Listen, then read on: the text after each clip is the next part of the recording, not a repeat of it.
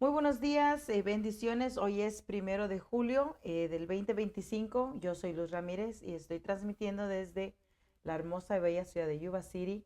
Estamos En Busca de Virtud, continuando con el tema Confía. Hoy quiero hablarte del náufrago. Es una historia maravillosa que va a continuar extendiéndonos en cuanto al entendimiento de confiar en Dios. Antes de empezar el tema del día de hoy, pues te voy a invitar a que oremos. Hay muchas necesidades alrededor de la tierra y cuando nos centramos en nosotras mismas, pues nuestros problemas se ven más grandes. Pero cuando vemos que hay personas en mayor necesidades que las nuestras, entendemos que no estamos tan mal y que Dios tiene cuidado de nosotros. Así que te invito, oremos. Padre, en el nombre de Cristo Jesús, el autor y consumador de nuestra fe, también en ese abogado eterno que intercede delante de ti por cada uno de nosotros, oramos en esta mañana. Vengo a suplicarte, mi buen Señor, que te apiades de mis necesidades, pero no me vengo a enfocar en ellas este día. Vengo a enfocarme en las necesidades de aquel que está débil, de aquel que no tiene fuerzas, que se siente desamparado. Vengo a poner una petición delante del trono de tu gracia por aquellos que están cautivos, prisioneros, por aquellos que están en cárceles, tanto espirituales como físicas. Esas cárceles espirituales solo tú puedes llegar por medio de tu espíritu a abrir los cerrojos para que haya una libertad verdadera, una libertad en el pensamiento, en el razonamiento, una libertad en el alma, en el espíritu. También, Señor, una vez que fue liberada el alma, pueda ser liberado el cuerpo de enfermedades. Te suplico por aquellos que están en contra de su voluntad en cárceles, en calabozos, en contenedores, aquellos que están en contra de su voluntad, secuestrados aún en casas seculares normales, que no parecía que están sufriendo ningún tipo de peligro, pero que están día a día luchando por su vida. Te suplico para que tú envíes ángeles que los protejan, que los cuiden, pero que también les rompan las cadenas, las cuerdas, los lazos, las ataduras y esas puertas con a veces hasta 7 candados sean abiertas de forma sobrenatural y puedan huir, Señor, salvando sus vidas y testificando que fuiste tú el que enviaste el socorro, la ayuda oportuna. Vengo a pedir, Dios, que te glorifiques en medio de estas situaciones tan desafortunadas, pero que tú, Señor, puedes cambiar el curso de ellas. Envía personas de poder, de rangos altos de autoridad, para que también, Señor, desenmascaren, eh, deshagan, Señor, todo plan de maldad en contra a comunidades pequeñas o grandes, en contra, Señor, de personas indefensas, en contra de personas que son ignorantes de estos planes de destrucción. Levanta, Señor, a atalayas, levanta hombres y mujeres que intercedan. La atalaya para que pueda recibir ese sonido de alerta y ese sonido de guerra, como también, Señor, aquellos que van a estar intercediendo para que la visión de los que tú levantas para interceder sea clara. En el nombre de Cristo doy gracias por lo que estás haciendo y lo que continuarás haciendo. Bendecimos a toda cabeza apostólica, Señor, mi apóstol José Fernando Campos y su familia. Estén siempre bajo tu regazo, Señor, bajo la sombra de tus alas, siendo guiados, protegidos y sostenidos por ti, igual que todo otro apóstol a nivel mundial. Te doy gracias, mi Jesús, por este momento de oración y te suplico que continúes moviéndonos a esas peticiones, Señor. En el nombre de Jesús, amén y amén. Hoy quiero continuar el tema que iniciamos el día de ayer en cuanto a confiar en Dios. Estábamos platicando el día de ayer el significado de confiar. Es altamente importante que entendamos su significado para poder apoyarnos el resto de la conversación del día de hoy en esta pequeña definición. Y es tener seguridad. Voy a quitar en algo, pero es tener seguridad en alguien o implica creer en una persona y que esta persona va a actuar de manera correcta, que esta persona va a actuar siempre buscando tu bien y que esta persona siempre va a cuidar tus intereses, lo que tú valoras. ¿verdad? Es esta persona en la que estás confiando, tiene temor de defraudarte. Por esa razón, hace las cosas con excelencia y con una entrega. Entonces, entendiendo que confiar es depositar en alguien lo más valioso que tú tienes y creer que esa persona lo va a cuidar y lo va a proteger y le va a potencializar a algo mejor. Y la única persona que nosotros conocemos que pueda hacer eso es la persona de Dios. Entonces, hoy vamos a estar hablando acerca del náufrago. Quiero dejarte esta imagen enfrente tuya y observa lo que está sucediendo aquí. Voy a leer una pequeña historia y así entramos al tema de esta mañana. El único sobreviviente de un naufragio estaba sobre una pequeña isla desierta. Estaba orando ferventemente, pidiendo a Dios que lo rescatara. Todos los días revisaba el horizonte buscando ayuda, pero esta ayuda nunca llegaba. Cansado, eventualmente empezó a construir una pequeña cabaña para protegerse y proteger sus pocas posesiones. Pero entonces un día, después de andar buscando comida, regresó y encontró su pequeña choza en llamas, con humo subiendo hasta el cielo. Lo peor que había pasado fue que todas sus cosas se habían perdido. El náufrago estaba confundido y enojado con Dios, y llorando le decía: ¿cómo pudiste hacerme esto? Y se quedó dormido sobre la arena. Temprano a la mañana siguiente, escuchó asombrado la sirena de un buque que se acercaba a la isla. Venía a rescatarlo. Al llegar sus salvadores les preguntó: ¿cómo sabían que yo estaba aquí? Y ellos le respondieron: vimos las señales de humo que nos hiciste. Mira nomás qué preciosa escena. Hay veces que estamos pidiéndole a Dios que haga algo a nuestro favor y le estamos diciendo que confiamos en Él nuestra vida, nuestra familia, nuestras finanzas, lo que más amamos, nuestros hijos. Pero cuando Dios ya va a obrar para poder hacer de nosotros lo que Él diseñó desde antes de la creación del mundo, nosotros no entendemos el camino de Dios. Y Él lo dejó escrito en su palabra: mis caminos no son tus caminos. Y mientras mi mente y mi corazón no esté alineado a la mente y el corazón de Dios, jamás voy a entender que todo lo que suceda a mi alrededor, Dios lo permite porque es para mi bien. Estaba meditando en un matrimonio que conozco, donde la mujer y el hombre se casaron enamorados, con toda la intención de construir un matrimonio feliz y estable. Pero ella era hija única y todo lo que quería se lo daban. Era muy consentida por los padres aún en su edad adulta. Y él era un hombre, el segundo mayor de la familia. Y la familia confiaba mucho en él, era responsable, era respetuoso y honra a sus padres en todas las formas posibles. Entonces era un hombre emprendedor que no le gustan las cosas gratis. Su esposa, aunque es una mujer muy inteligente, pues depende mucho de las finanzas de los papás, que son acomodados económicamente en el país donde ellos viven. Entonces ella, en su manera de haber crecido, pues se le hacía fácil a hacer alardes de su economía estable y que ella no dependía de la economía del esposo, sino la de los padres. Y cada oportunidad que tenía, pues humillaba a su esposo y lo avergonzaba y lo menospreciaba y no lo valoraba. Y el esposo, en su afán de querer dar la medida, la estatura que ella requería, pues se la pasaba trabajando, estresado y siempre cansado.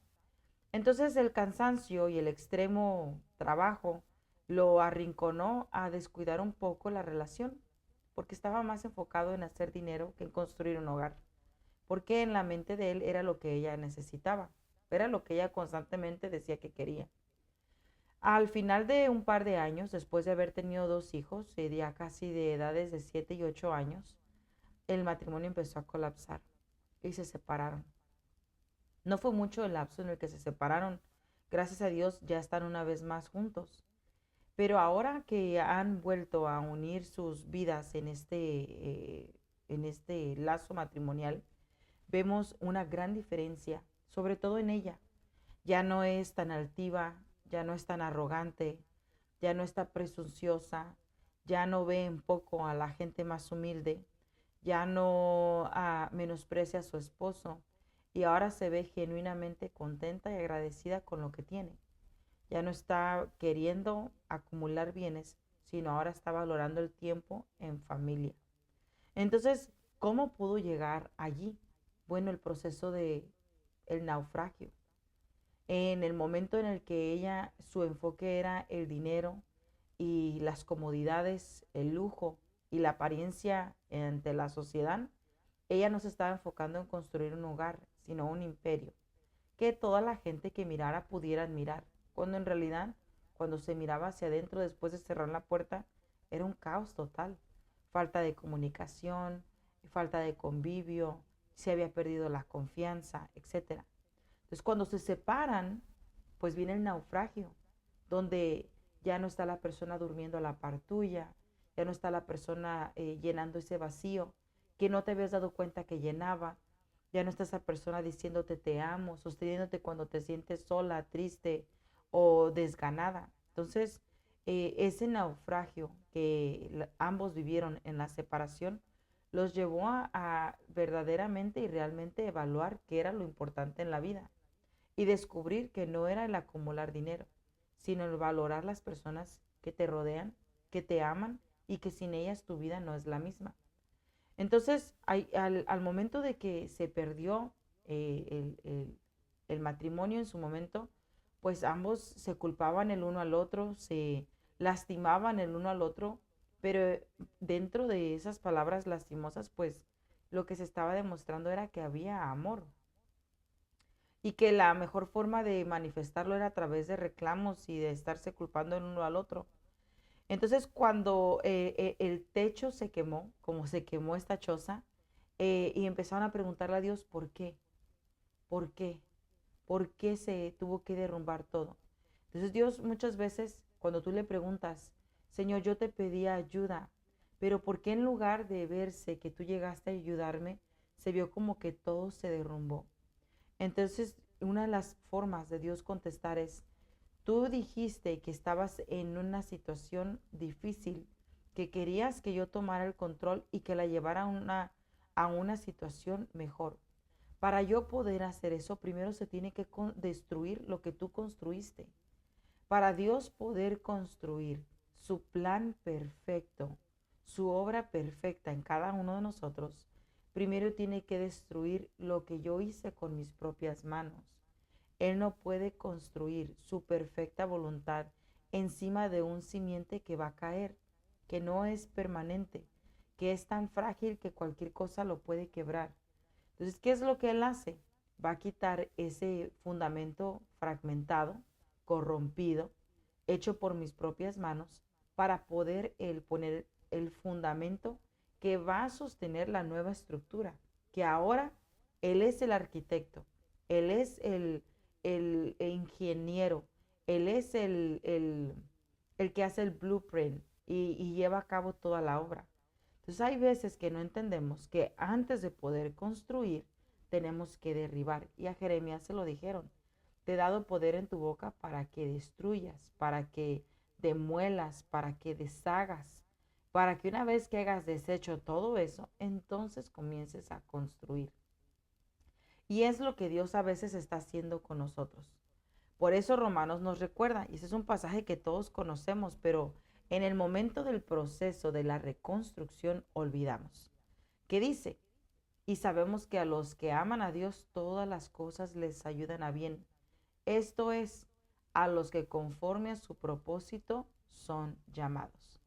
Aunque no estoy de acuerdo en lo que está sucediendo ahorita en las diferentes partes de Los Ángeles y en otras comunidades en California y aún en el resto de Estados Unidos, en que están separando familias de forma repentina, de muy radical, sin notificación y a veces hasta de forma muy agresiva, debemos de recordar que muchas de las familias hispanas hicieron promesas a Dios. Dijeron que si Él abría puertas en este país, servirían a Dios con todo su corazón y serían fieles. Y ellos fueron, muchos de ellos, yo no digo todos, pero muchos de ellos fueron los primeros en romper ese pacto. Entonces, cuando tú haces un acuerdo y tú eres en lo terrenal y tú quebrantas ese pacto, hay consecuencias. En lo espiritual se da de la misma forma. Y repito, no estoy generalizando que es la secuencia de todos los casos que se están viendo, pero sí quiero recordarte que hay veces que hemos dicho cosas y después las...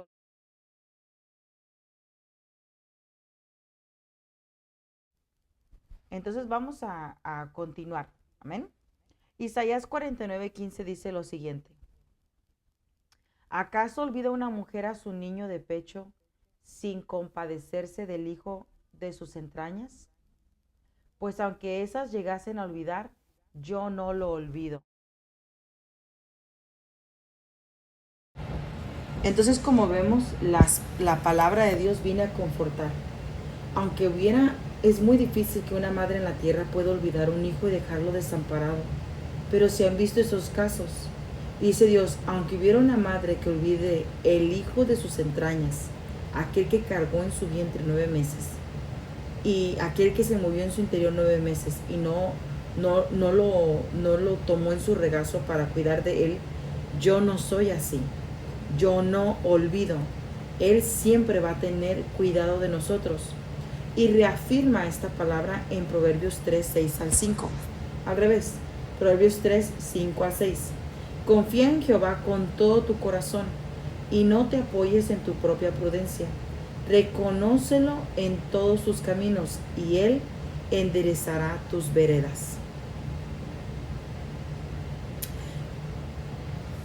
Fíjate que hay personas que ahorita están muy alarmadas por todo lo que está pasando, no solo en California, sino en diferentes partes de Estados Unidos, que son las redadas, ¿verdad? Y yo no apruebo la forma en cómo se están dando.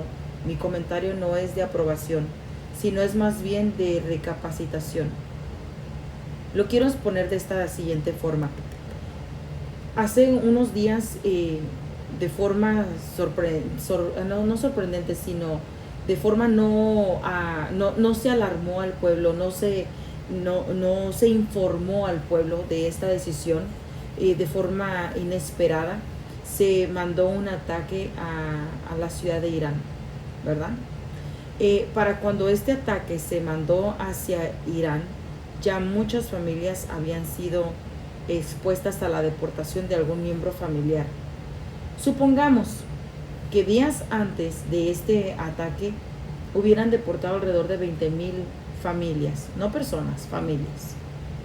Y habíamos llegado a la cuenta de 20,000, alrededor de ese número, cuando se manda este misil que ataca a este país extranjero. Y pensemos, una vez más usando la imaginación, que como paga a este ataque que sorprendió a la ciudad, 2 días después el país decide regresar el favor, mandando un misil a la zona específica en donde se habían deportado alrededor de 20,000 familias. Antes de haber recibido el impacto de contraataque, tal vez muchos pudieran decir, el presidente es muy malo, Dios es muy malo, Dios no ama, ¿por qué no nos protege? Él está permitiendo todo esto, Él está probando todo esto, Él es poderoso y pudiera ponerle un fin a todas estas situaciones, etcétera, etcétera, renegando contra Dios. Y estamos en ese constante renegar, hablar mal de Dios, cuando de repente cae el misil contraatacante de Irán a Estados Unidos en esta zona específica donde las 20,000 personas habían sido deportadas. ¿Qué diríamos entonces? Qué misericordia de Dios, que antes de que cayera ese misil, la gran cantidad de hispanos fue evacuada de ese lugar, tal vez en contra de su voluntad, tal vez en el momento no entendían lo que estaba sucediendo, pero Dios los salvó antes de que este gran suceso aconteciera. Entonces veníamos a Dios diferente. Gracias, Señor, por haberme cuidado. Ahora entiendo lo que estabas haciendo. Esto lo comparo con la historia que leímos del que perdió la cabaña en la isla. Ay, se quemó mi único lugar de refugio y lo peor, se quemaron allí todas mis cosas. ¿Por qué, Dios? ¿Por qué? Y a los días llega el equipo de rescate. ¿Y cómo llegaron aquí? Ah, es que miramos las señas de humo que enviaste y yo no envié nada. Es más, ni siquiera encendí la cabaña. De forma divina eso se incendió. Bueno, eso fue precisamente lo que nos trajo a tu auxilio. O sea, hay cosas que Dios está permitiendo porque es precisamente ese su forma de auxilio. Por eso en Proverbios dice, confía en Jehová de todo corazón. No confíes en cómo tú piensas, en cómo tú analizas, en cómo tú crees que deberían de suceder las cosas. Confía en que Él sabe que es lo mejor para ti. Por eso, en el mismo pasaje bíblico dice, reconócelo en tus caminos, encomiéndaselos y Él va a enderezar tus pasos. Si tú encomiendas a Dios tus pasos, sabrás que todo lo que sucede es para bien. Ay, pero es que este momento me llena de temor, me llena de ansias, me llena de incertidumbre. Bueno, Salmo 56, del 3 al 4 dice lo siguiente. En el día que temo, yo en ti confío. En Dios alabaré su palabra. En Dios he confiado, no temeré. ¿Qué puede hacerme el hombre? Fíjate que la palabra de Dios dice que viene a libertarnos. La palabra de Dios es la verdad y la verdad liberta. Pero hay personas que están recibiendo la verdad y tienen una secuela diferente. En lugar de recibir libertad, quedan encarcelados. ¿A qué me refiero? Por ejemplo, dice la palabra que no dejemos de congregarnos como muchos tienen por costumbre. Pero también dice que Dios es un Dios soberano omnipresente, o sea, que Dios está en todo lugar. Hay personas que van a usar la palabra de verdad para decir, tengo que congregarme, porque ahí Dios derrama bendición, alegría y manto de misericordia. Tengo que congregarme, está escrito. Mientras otros dicen, no me tengo que congregar, Dios está en todo lugar, yo puedo ir a la iglesia o puedo no ir a la iglesia y de todos modos Dios está en todo lugar y Él conoce mi corazón y bla, bla, bla. Pues unas personas están abrazando la palabra para libertad, para obediencia y otras para encarcelarse. Es una cárcel de desobediencia, ¿verdad? Entonces tenemos que abrazar la palabra para que nos liberte, no para que nos encarcele.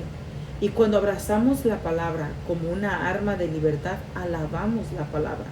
Pues en este caso, la palabra dice, todo lo que obra, todo lo que hace Dios es para obrar para bien a los que confían en Él, ¿verdad? Entonces, hoy te quiero decir, confía en Jehová. Confía en Jehová. Salmos 37, 5 al 6. Encomienda al Señor tu camino, confía en Él y Él actuará. Hará que tu justicia resplandezca como el alba, tu causa como el sol del mediodía. Entonces, ahorita puedes decir, es que estoy viviendo una etapa de injusticia, no sé qué hacer y esto me causa temor. Confía en Jehová. Él tiene control de todas las cosas. Y el Salmo 56, en el verso 4 dice, ¿qué puede hacerme el hombre? ¿Verdad? Pues, ¿qué puede hacerte el hombre cuando tu mano está escondida en Dios? Nada. Pues quiero concluir con dos recomendaciones. La primera, desarrolla dentro de ti esa parte fundamental de confiar en Dios. Sin confianza, la fe no funciona, porque la fe se queda sin obras. Y las obras sin fe también son desaprobadas delante de Dios. Así que confía en Dios y actúa en esa confianza. Amén. Cuando depositas tu confianza en Dios, contrarrestas dos semillas de tentación muy importantes de destruir: la duda y la desconfianza. Entonces, la segunda recomendación es recupera el plan divino. Entiende que el arquitecto de la tierra entera también es el arquitecto de tu vida y Él tiene el control. Entonces, deposita en el control, la dependencia y la sencillez de corazón para que puedas decir, amén, Señor, entiendo y avanzo hacia adelante creyendo que tú tienes mi vida en tus manos. Amén. Entonces, que Dios te ayude a pasar todas las circunstancias difíciles en tu vida con éxito y que cuando Cristo venga nos encuentre listos, con la fe bien fortalecida, con la cabeza en alto, no en alto por orgullo, sino en alto porque Él nos ha sostenido y Él nos ha capacitado. La Biblia dice que el que comenzó la buena obra en nosotros no nos abandonará, no la va a dejar a medias. Al contrario, continuará trabajando en nosotros hasta perfeccionarla. Y lo creemos eso firmemente. Así que Dios te bendiga y te bendigo y espero verte aquí en el próximo devocional. Que pases buen día.